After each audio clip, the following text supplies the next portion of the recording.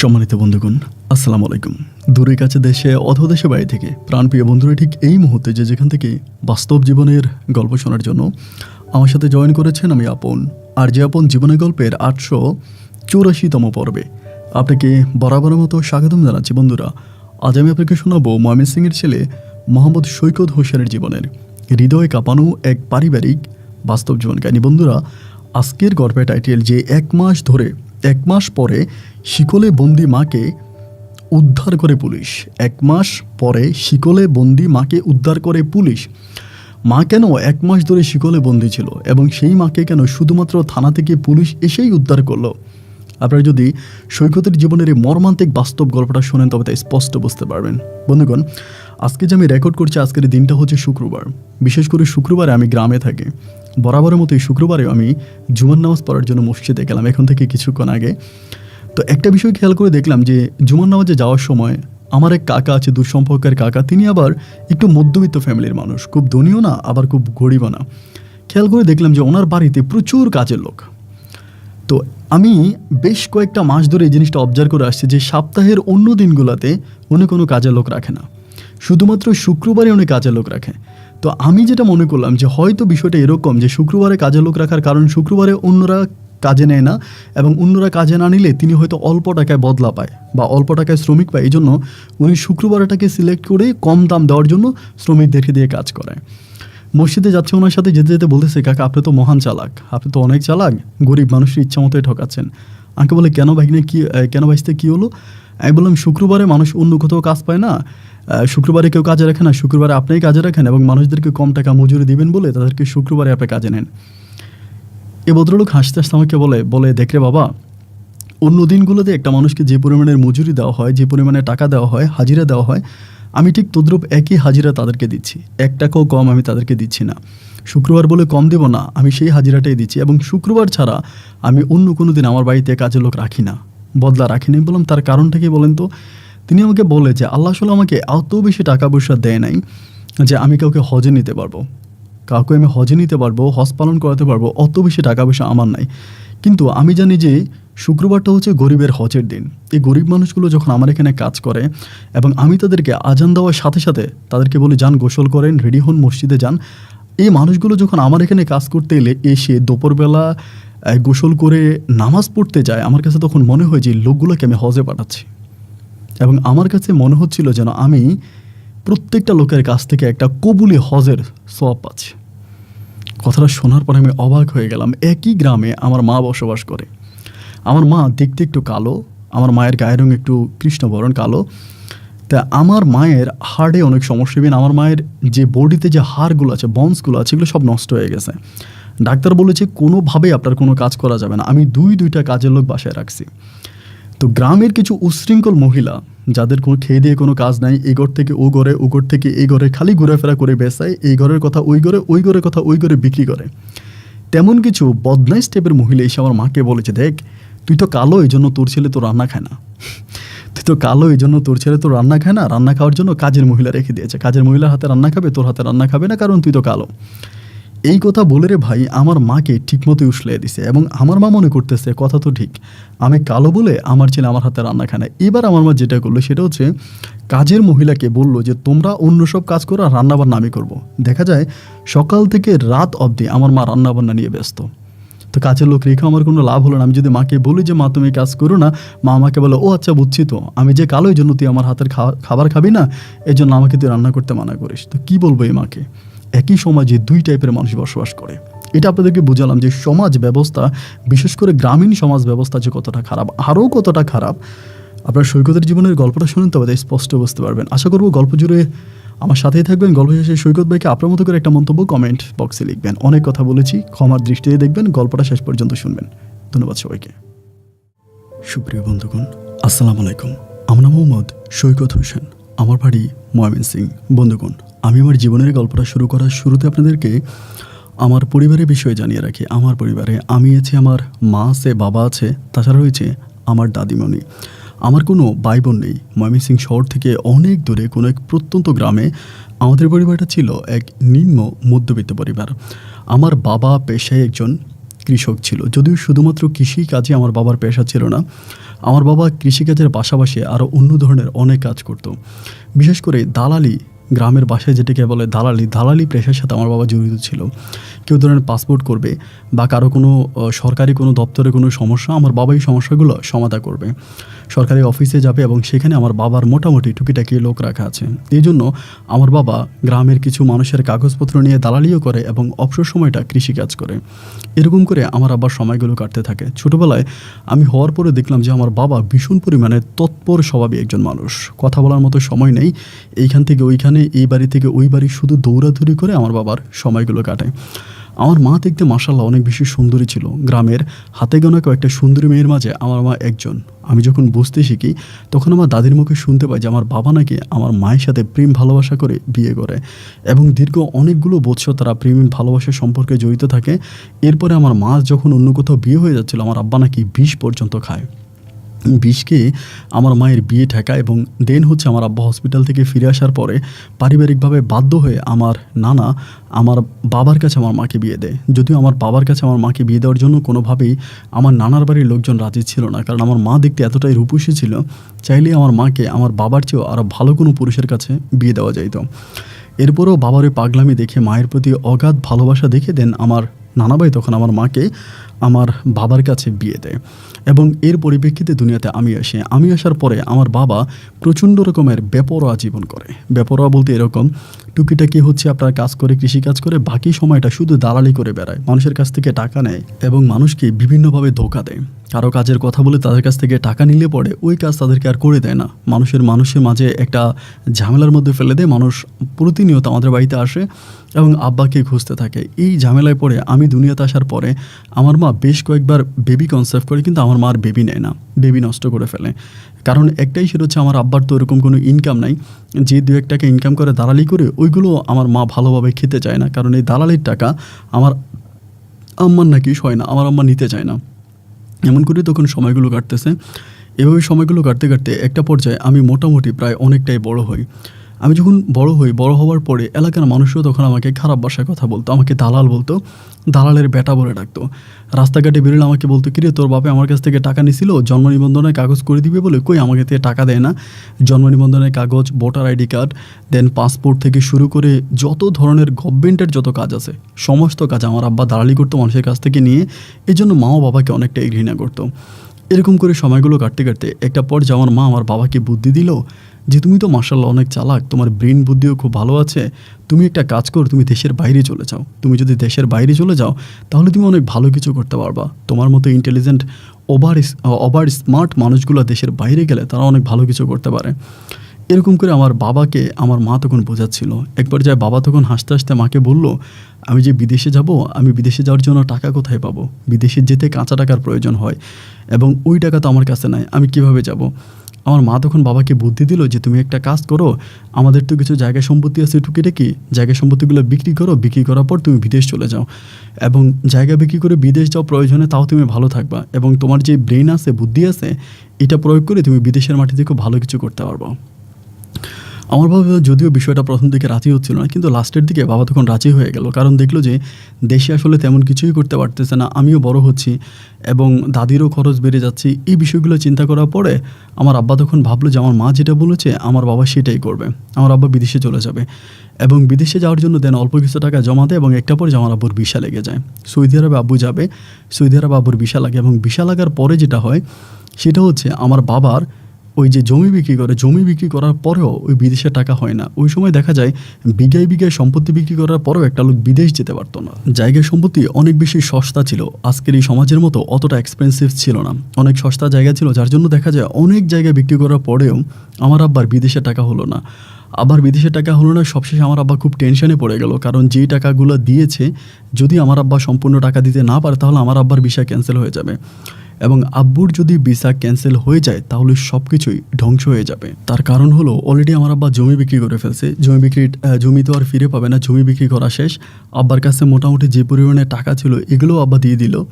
তো সবশেষে আমার আব্বার কাছে এখন আর তেমন কিছুই নেই। তো এই জন্য আব্বা চিন্তা করলো যে বাকি আরও প্রায় 1.5 লাখ টাকার মতো প্রয়োজন ওই ভিসার জন্য। এখন 1.5 লাখ টাকা কোথায় পাবে?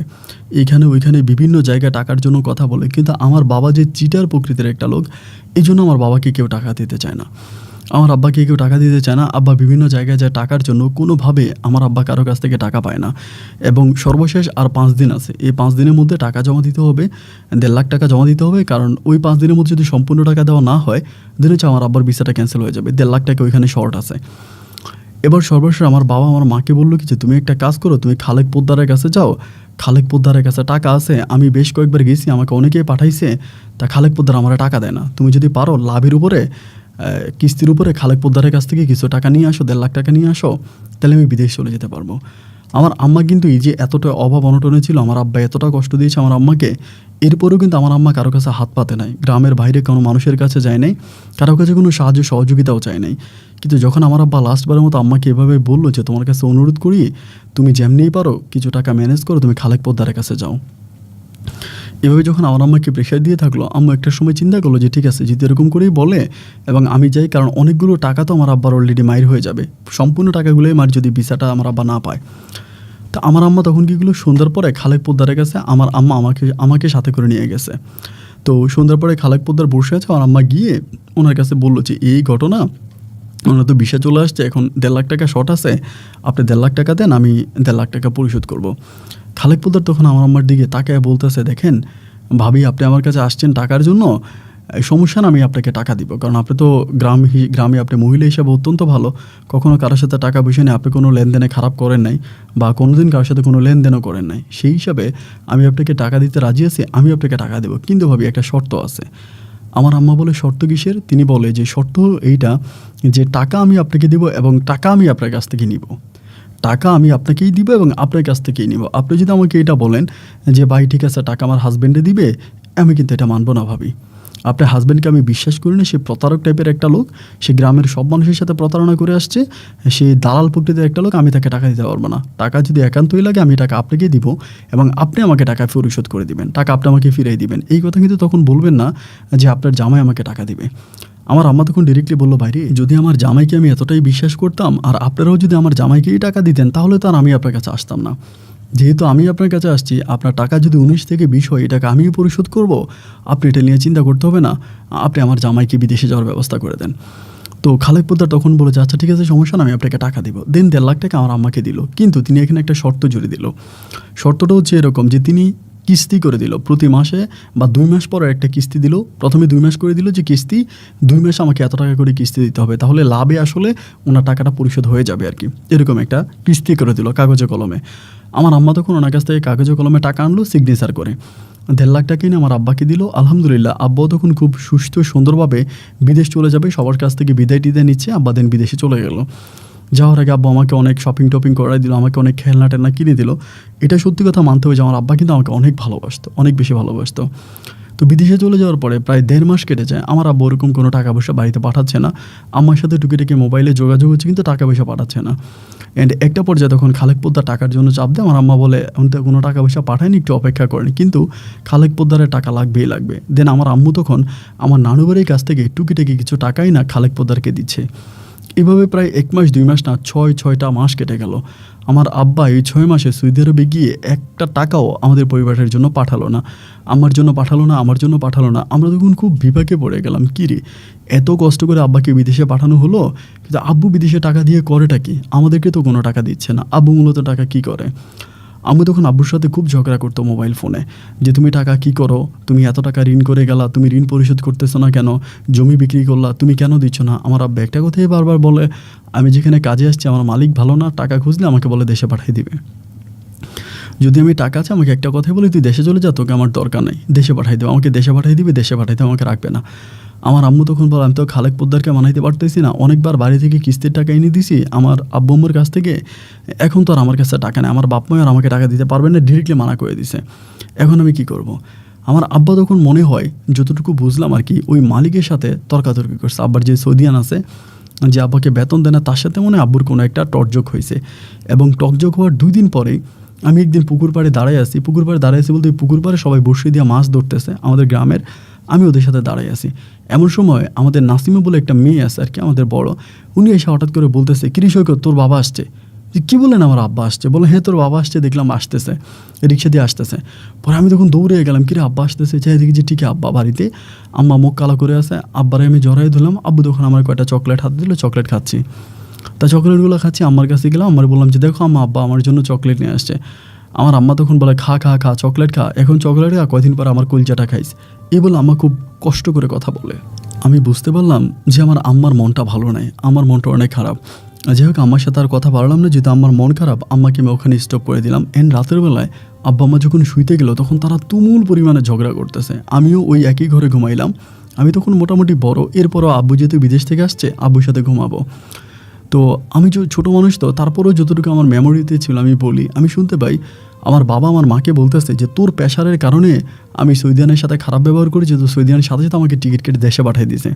তুই আমাকে এরকম প্রেশার দিলি কেন? বিদেশে গেলে একটা মানুষকে এরকম প্রেশার দিতে হয় না। বিদেশ গেলে একটা মানুষ লাইনে উঠতে একটু সময় লাগে, তো একটু সময় লাগছে, এই জন্য কি তুই আমার সাথে এরকম করবি নাকি? তুই যেমনি পারতি খালেক পোদ্দারে তুই মানায় রাখতি, তুই আমাকে বারবার কেন এরকম প্রেশার দিলি? এবং তোর প্রেশারের কারণে আমি মালিকের সাথে খারাপ ব্যবহার করছি, দেন আমি বাংলাদেশে চলে আসছি। আমার মা বলতেছে আরে আমি খারাপ ব্যবহার করলামটা কোথায়? আর আমাকে তো খালেক পোদ্দারে মানে খুব খারাপ ব্যবহার করে, আমি কি করব? আমি তো বাধ্য হয়ে তোমার সাথে এরকমটা করছি। বাবা দে মায়ের দোষ, মায়ে দে বাবার দোষ, দুজনে দুজনার দোষ দিতে দিতে সকাল হয়ে গেল। এবং সকাল হয়ে যাওয়ার পর আমি তখন ঘুম থেকে উঠছি, বাট ঘুম থেকে উঠেই দেখি যে খালেক পোদ্দার সহ আমাদের গ্রামের আরও কয়েকজন মানুষ তারা আমাদের বাড়িতে, তারা সবাই আমাদের বাড়িতে। এবং বাড়িতে আসার পর আমার আম্মাকে ডাকলো। আমার আম্মা তখন একদম সকালবেলা, একদম সকালবেলা উঠে আসছে। আসার পরে খালেক পোদ্দার আমার আম্মারে বলতেছে, কী ব্যাপার ভাবি, আপনি তো আপনার বাপের বাড়ি থেকে আইসা মোটামুটি যতটুকু পারলেন ঋণ আমার পরিশোধ করার চেষ্টা করেছেন, যতটুকু আপনার সামর্থ্য ছিল, কিন্তু এখন তো আপনার জামাই দেশে চলে আসছে, এখন কি করবেন? এখন আমার টাকা মোটামুটি পরিশোধ করে দেওয়া লাগবে, কারণ এখন সে বিদেশ থেকে চলে আসছে, সে আবারও দালালি করবে, সে 2 নাম্বারই করবে। আপনি আমার টাকা দিয়ে দিবেন, আমার টাকা দিয়ে দিবেন, নাইলে আমি আপনার উপরে আইনত ব্যবস্থা নিব। এই কথা খালেক পোদ্দার বলে। আমার আম্মা তখন বলে, বাইরে তিনি তো মাত্র দেশে আসছে, আপনারা এরকম পাগলামি করেন না, যেহেতু আপনাদের কাছ থেকে আমরা টাকা নিয়েছি, আপনাদের টাকা আমি পরিশোধ করব, আমি আপনাদের টাকা নিয়ে মরে যাব না, টাকা পরিশোধ করা হবে, আপনি চিন্তা করেন না। এই কথা বলে কোনোভাবে খালেক পোদ্দারকে আমাদের বাড়ি থেকে বিদায় করা হয়। খালেক পোদ্দার তখন গিয়েই এলাকার চেয়ারম্যান, মেম্বার সহ গণ্যমান্য সবাইকে তখন ওই রিসিটটা দেখায় দেয়, ওই ব্যাপারটা দেখায় যে আমার আম্মা ওনার কাছ থেকে 1.5 লাখ টাকা আনছে। এরকম করে 4 দিন কেটে যায়। 4 দিন পরেই আমার আম্মা তখন হচ্ছে খালেক পোদ্দারের ওই ডেট আসে, মানে কিস্তির টাকা দিতে হবে। তা আমার আব্বার কাছে তো টোটালি কোনো টাকা নাই, আমার আম্মুর কাছেও টাকা নাই। তো এখন খালেক পোদ্দারে আমার আম্মারে 2-3 বার খবর দেয়, আমার আম্মা চায় না। সন্ধ্যার দিকে খালেক পোদ্দার আমাদের বাড়িতে আসে। বাড়িতে আসার পর আমার আম্মারে বলতেছে, ভাবি আমার কিস্তির টাকা দেন। আমার আম্মা তখন বলতেছে, ভাই আমার কাছে তো টাকা নাই। বলে দেখেন, আপনি আগে প্রতি সপ্তাহে আপনি তো আগে প্রতি 2 মাসে একবার কিস্তি দিতেন, এখন আমার টাকার প্রয়োজন, এই জন্য আপনি প্রতি মাসে কিস্তি দিতে হবে। মানে বিষয়টা হচ্ছে এরকম মরার উপরে খারাপ। একে তো পরিবারে টাকা নেই, আব্বা মায়ের খেয়ে বিদেশ থেকে আসছে, তার উপরে খালেক পোদ্দার আমার আম্মাকে শিডিউল করে দিল যে আপনি এখন প্রতি মাসে আমাকে কিস্তির টাকা দিতে হবে। আমার আম্মা তখন বলে, আমি কোথায় কিস্তির টাকা দেবো? বলে আজকে দিবেন না তো, আপনি যদি কালকের মধ্যে কিস্তির টাকা পরিশোধ না করেন, আমি আপনার জন্য আইনত ব্যবস্থা নিব। এই কথা বলে খালেক পোদ্দার চলে গেল। আমার মা সারাটা রাত কান্না করলো। সকালবেলা খালেক পোদ্দারের বাড়ি কাজের মহিলা আসলো, এসে আমার আম্মাকে বলতেছে, খালেক পোদ্দার তোমারে যাইতে বলছে, আর তুমি যদি না যাও তাহলে থানা থেকে পুলিশ পাঠাবে।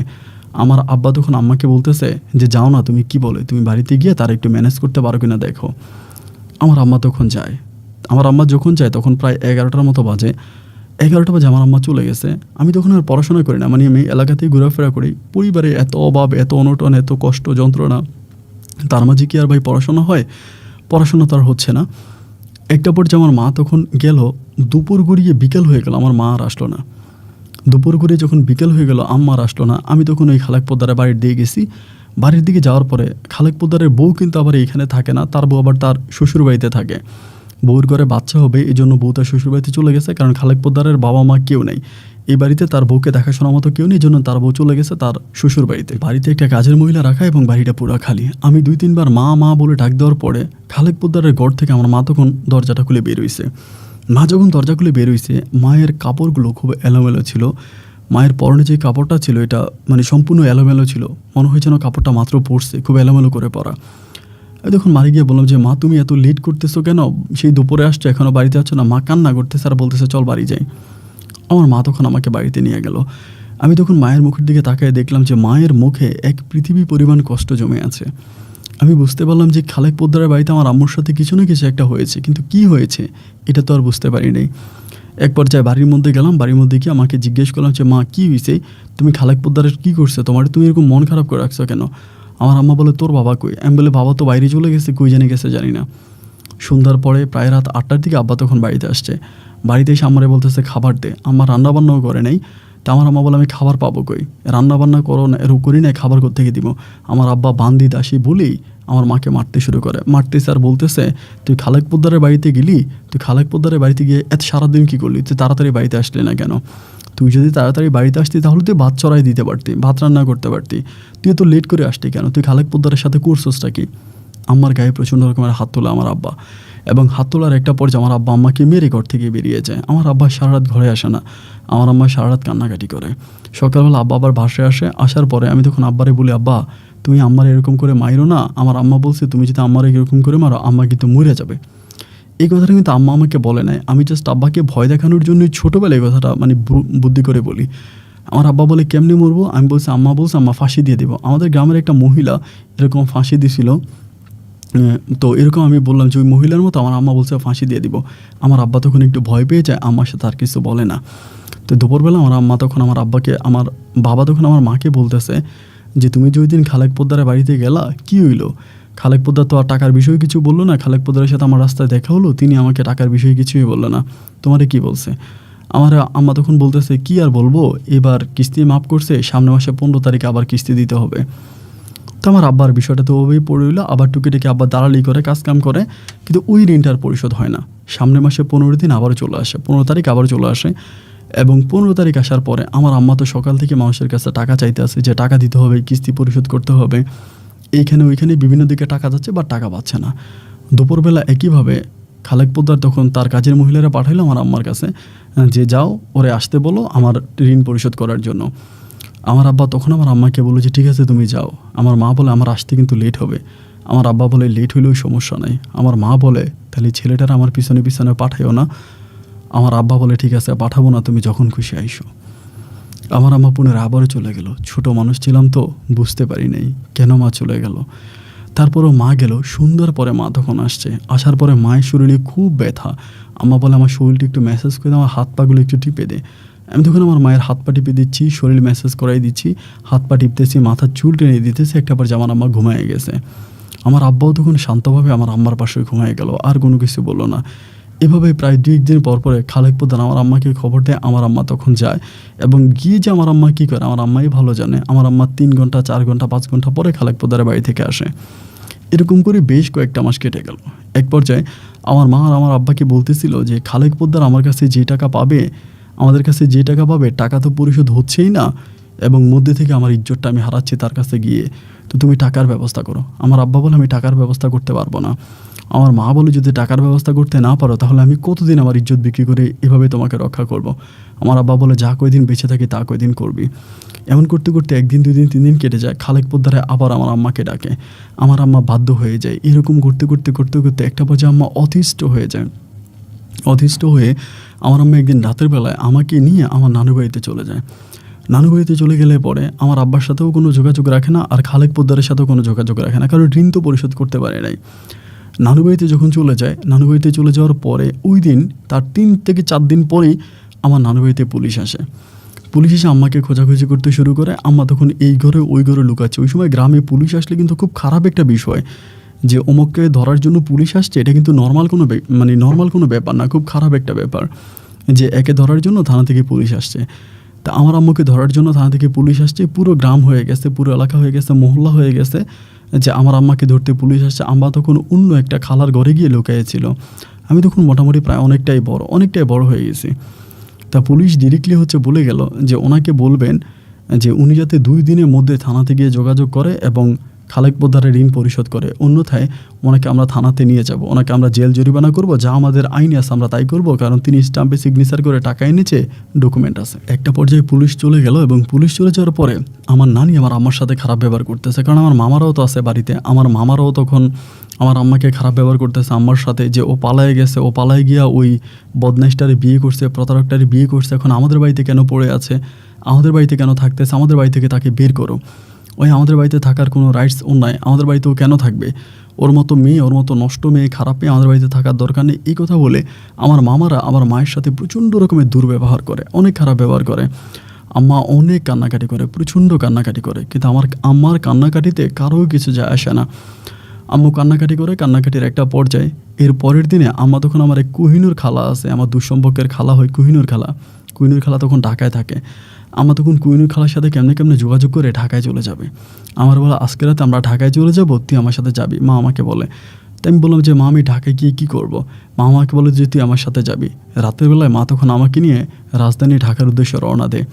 রাতের ওই গুটগুটে অন্ধকারে পাশের চেয়ারে মানে আমি আমার মায়ের কোলে বসে আছি, তার আমাদের পাশে একজন ভদ্রলোক বসে আছে।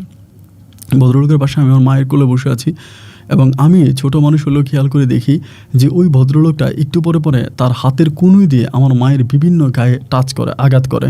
আমার মা যতটা আমাকে মধ্যে রাখতে চায়, ওই লোক আবার কন্ট্রাক্টরকে ডাকে, এই কন্ট্রাক্টর এত বড় বাচ্চারা কুলে নিছে, এটা কী ধরনের কথা? মানে কন্ট্রাক্টরকে ডাকতে, কন্ট্রাক্টর এসে আমার আম্মাকে ধমকাধমকি করে, এই মহিলা আপনার এই বাচ্চারে, এত বড় বাচ্চারে বলছি না যে এত বড় বাচ্চা নিয়ে সিটে বসা যাবে না, আপনি এত বড় বাচ্চা নিয়ে বসছেন কেন, আপনি উঠে যান। তা না, আম্মা আবার চুপ থাকে। কিন্তু ভাই গুটগুটে ওই রাতের অন্ধকারে গাড়ির ওই ডিম ডিম আলোতে আমি দেখতে পাচ্ছি ওই লোকটা আমার আম্মার শরীরে হাত দিচ্ছে। এবার আর আমার আম্মা শব্দ করে না, এবার আর আমার আম্মা সুপারভাইজারকে ডেকে বলে না, গাইডকে ডেকে বলে না, বা ওই লোকটা আমার কারণ আম্মা কী বলবে, আর ওই লোকটা আর গাইডকে কোনো কিছু বলতেছে না। আম্মা তখন নজরে কান্না করতেছে, চোখের পানি পড়তেছে। ওই লোকটা একটু পরে পরে আমার মায়ের শরীরে হাত দিচ্ছে। আমি তখন ওই লোকটার হাতটা সরাই দিচ্ছি যে হাত সরান, হাত সরান। আমি হাত সরাই দিলে ওই লোকে আবার আমার সাথে চেঁচামেচি করে। আমার আম্মা আমার মুখ চাপা দিয়ে ধরে রাখে, কথা বলিস না। এবং ঢাকা পর্যন্ত ওই লোকটা প্রায় পুরোটা সময় ওই লোকের হাত দুটো আমার আম্মার শরীরে ছিল। রাতের ওই অন্ধকারে সবাই তখন ঘুমিয়ে পড়ছিল। ময়মনসিংহ থেকে ঢাকায় বাসটা আসতেছে, সবাই ঘুমাচ্ছে, কিন্তু আমার মায়ের সাথে এই ধরনের অশ্লীল কাজগুলো সারাটা রাতে হলো। সকালবেলা আমরা তখন সূর্যের আলোতে ঢাকায় এসে পৌঁছাইলাম এবং ঢাকায় আসার পর আমার মা তখন কুহিনুর খালামার বাসায় গেল। আমাকে নিয়ে কুহিনুর খালামার বাসায় গেল। কুহিনুর খালামা বললো যে তুই আজকে রেস্ট কর, কালকে আমার জামাইকে দিয়ে তোকে পাঠাবো। এরপরের দিন তখন কী করলো, ওই খালাম্মার জামাই সম্পর্কে হয় আমার খালু, ওই খালু তখন করলো কি, এসে আমার আম্মাকে নিয়ে গেল। তা আমি তখন আম্মারে বলি যে আম্মা কোথায় যাও, কোন জায়গায় যাবা? আম্মা আমাকে বলে গার্মেন্টসে চাকরি করতে যাচ্ছি, তুই থাক। আমি তখন বাসায় থাকলাম। আমার আম্মা তখন কী করলো, ওই খালুর সাথে তখন গার্মেন্টসে গেল। তো গার্মেন্টসে যাওয়ার পরে আমার তখন মনে হয় গার্মেন্টসে চাকরি হলো। এরপরে আমাদের দিনটি একটু একটু করে আস্তে আস্তে ফিরতে শুরু হলো। মাসখানেক আমার আম্মা গার্মেন্টসে চাকরি করলো এবং মাসখানেক চাকরি করার পরে তখন মোটামুটি একটু ভালো টাকাই আমার আম্মার এখানে আসলো। আমার আম্মা তখন ভালো করেই চলতেছে। 1 মাস পরার পরে আমার আম্মা তখন করলো কি, মানে বাসাটা চেঞ্জ করে এই বাসায় থাকবে না, মানে এই বাসায় ওনাদের সাথে থাকতে আমার আম্মুর অনেক সমস্যা দেন। আমার আম্মু তখন অন্য একটা বস্তিতে গিয়ে একটা নতুন বাসা ভাড়া করলো। অন্য একটা বস্তিতে গিয়ে নতুন বাসা ভাড়া করলো এবং বাসা ভাড়া করে আমার আম্মা তখন কী করলো, এই গার্মেন্টসে চাকরি করতেছে। তখন আমাকে একটা হোটেলে চাকরি দিল, ওই ঢাকারই একটা হোটেলে আমি তখন চাকরি করি। আমার আম্মা তখন যায় আসে, কিন্তু বেশিরভাগ সময় আমার আম্মা দেখতে অনেক সুন্দরী থাকার কারণে মানে আমি যে আমার আম্মার সন্তান এটা কেউ বিশ্বাস করে না। মানে আমার মা আর আমাকে একসাথে দাঁড়ালে কেউ বলেই না যে এটা আমার মা, সবাই মানে মনে করে যে এটা আমার বড় বোন, এরকমটা মনে করে। আমার আম্মার বয়স হয়েছে, কিন্তু আমার আম্মা দেখতে শুনতে যথেষ্ট পরিমাণে সুন্দরী এবং আম্মার বয়সটা আসলে বোঝা যায় না। একটা পর্যায়ে এলাকার সব মানে পোলাপাইনগুলো আমার আম্মাকে ডিস্টার্ব করতে শুরু করে। আমার গার্মেন্টসে গেলে আমার সামনে গিয়ে দাঁড়ায় এবং মাঝে মাঝে নাইট করে আসার সময় আমাকে মানে করার জন্য ধরে। এগুলো আমি নিজেও দেখি, কারণ অনেক সময় দেখা যায় নাইট হয়ে গেলে, রাত হয়ে গেলে আমি ওই হোটেলের কাজ ছেড়ে আমার আম্মারে আনার জন্য ওইখানে গিয়ে দাঁড়ায় থেকে আম্মা আসে, আমি থাকার পর আমার আম্মাকে ধরে টানাটানি করে। একটু অন্ধকার পড়লেই 2-3টা ছেলে মিলে আমার আম্মাকে টানাটানি করে। এরকম করে আমার আম্মা আসলে গার্মেন্টসে চাকরি করাটা খুব কঠিন হয়ে যাচ্ছিলো। আমার আম্মা গার্মেন্টসে চাকরি করতে পারতেছিল না, আম্মাকে উঠাই নিয়ে যায়।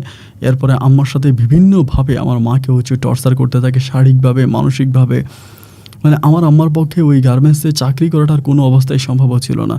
অ্যান্ড এই গুন্ডা পান্ডাগুলোর মাঝে একজন লোক আছে জনি নামের, ওই লোকটা আবার আমার আম্মারে খুব পছন্দ করতো। আমি ওনার জনি মামা বলি। তো তিনিও মানে নেতা ছিল আর কি, বস্তির নেতা বলে না, যে ওই বস্তির উনি লিডার ছিল, নেতা ছিল। ওই বস্তির নেতা তখন আমার আম্মারে পছন্দ করে এবং আমার আম্মা তখন ভাবলো যেটা, যে এরকম 1000টা ছেলের কাছে নিজের ইজ্জত দেওয়ার চেয়েও একজনকে বিয়ে করে তার কাছে ইজ্জত দিব, এই কথা পরিকল্পনা করে আমার মা তখন ওই জনিকে বিয়ে করার জন্য রাজি হয়ে গেল। জনি ক্যাডারকে আমার আম্মা তখন বিয়ে করে ফেললো এবং জনিকে বিয়ে করার পরে জনি তখন বললো, আমি তো জনিকে বিয়ে করলো, আমার আম্মা জাস্ট নামমাত্র ওই লোকটাকে বিয়ে করলো, অল্প কিছু টাকা কাবিনি, জাস্ট নামমাত্র বিয়ে করলো, যাতে জনির বউ বলে অন্য কেউ আর আমার আম্মার দিকে খারাপ নজর না দেয়। এন্ড আমার আম্মা যেরকম পরিকল্পনা করলো দেন বিষয়টা সেরকমই হলো। এরপরে আর আমার আম্মার দিকে কেউ খারাপভাবে তাকায় না, আমার দেখলে ভয় পায় এবং সবাই বলে ভাই এটা জনি ভাইয়ের বউ, এনে কিছু বলা যাবে না। আমার আম্মাকে আর কিছু বলে না, কিন্তু আমার আম্মা যদিও দুষ্টু ছেলেদের হাত থেকে বেঁচে যায়, তার চেয়েও বড় বিপদে আমার আম্মা পড়ে যায়।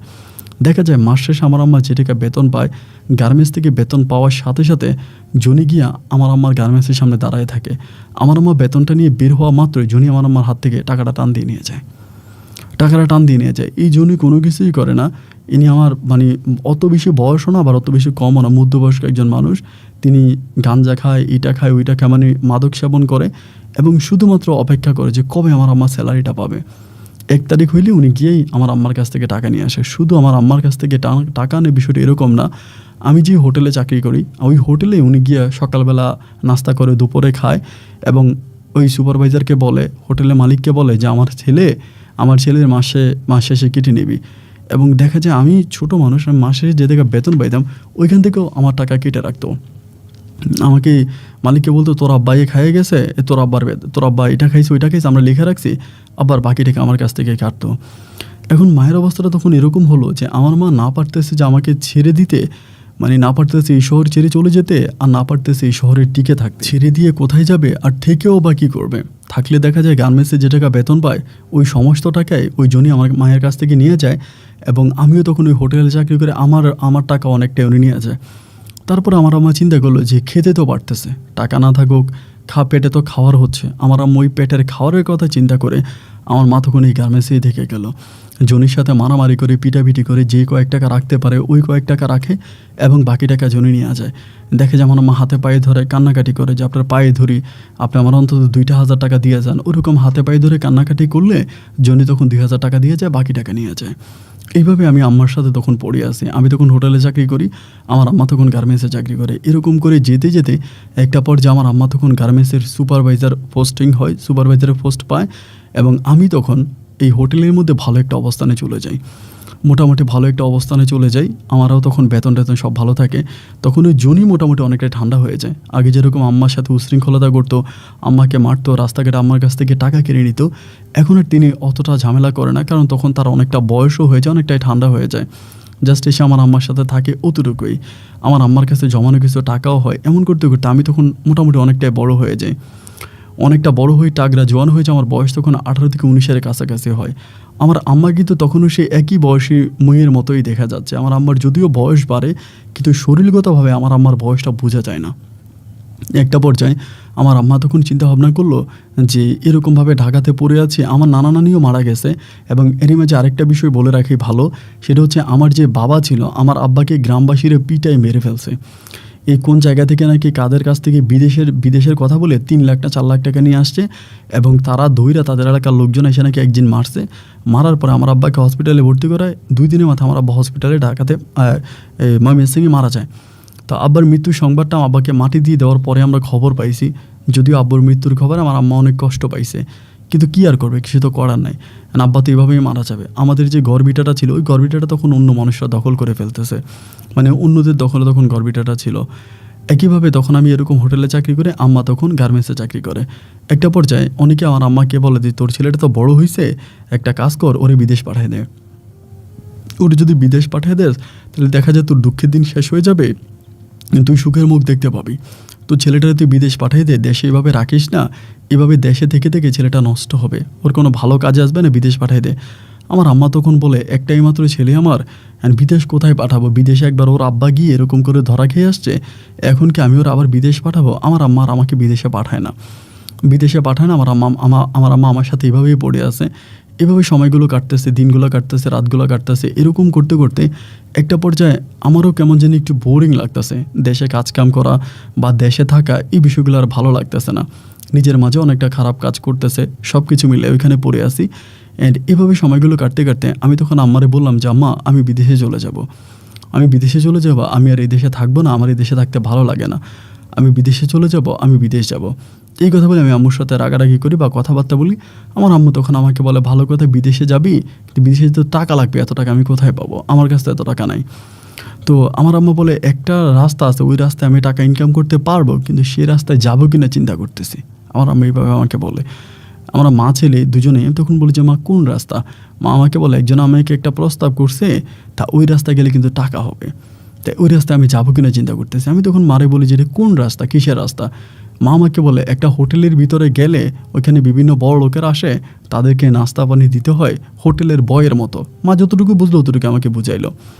তা আমি যতটুকু বুঝলাম যে এটা একটা বার, মানে বারের ভিতরে যে মেয়েরা চাকরি করে না, এরকম একটা বার, এবং বারে চাকরি করলে আমার মা আমাকে বিদেশের টাকা দিতে পারবে।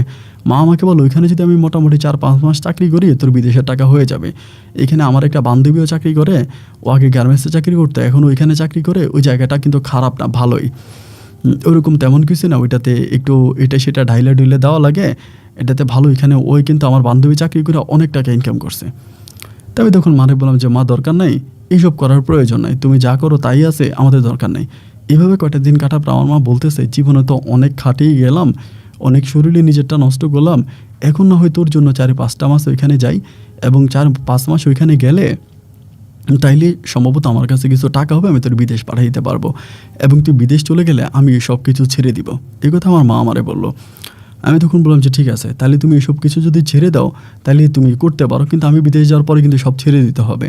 আমার মা বলে না, তুই বিদেশ যাওয়ার পর আমি সব ছেড়ে দেবো, আমি আর এসব করবো না, জাস্ট তোকে বিদেশ পাঠাইতে পারলে আমি সব কিছু ছেড়ে দিব। আম্মা আমাকে এটা বললো।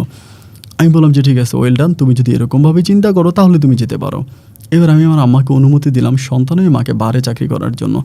আমার মা তখন বারে চাকরি করলো। দেখা যায় প্রতি রাতে আমার মা মোটামুটি অনেক টাকা নিয়ে আসতো, অনেক টাকা, এবং ওই টাকা দিতে দিতে একটা পর্যায়ে অল্প কয়েকদিনের ভিতরে আমাদের আগেই তো কিছু জমানো টাকা ছিল, বাকি টাকাগুলো দিয়ে আমার তখন কাতারের একটা ভিসা আমি তখন কিনি একটা ট্রাভেল এজেন্সির মাধ্যমে। কাতারের ভিসাটা কিনি, হোটেলে চাকরি, কাতারও আমার হোটেলেই চাকরি হবে, ইন্টারভিউতে পাশ করে দেন আমি কাতার চলে যাব। এবার আমি আম্মারে বললাম যে আম্মা, আমি যেদিন কাতারে চলে যাব, আমার যেদিন ফ্লাইট হবে, তুমি কিন্তু সেদিনে গ্রামে চলে যাবা। এরই মাঝে আমি কিন্তু গ্রামে একটা ঘরও তুলছি, মোটামুটি আমার আম্মা থাকার জন্য একটা ঘর তৈরি করছি। অ্যান্ড একটা পর্যায়ে আমি তখন কী করলাম, এদিক দিয়ে আমি তখন কাতারে চলে গেলাম, আমার ভিসা হয়ে গেল, সব কিছু ওকে হলো, আম্মুই টাকা দিল, কাতারে চলে গেলাম। আমার আম্মা আমাকে কথা দিল যে আমি কাতারে চলে যাওয়ার পরে আমার আম্মা এই বারের লাইনটা ছেড়ে দেবে।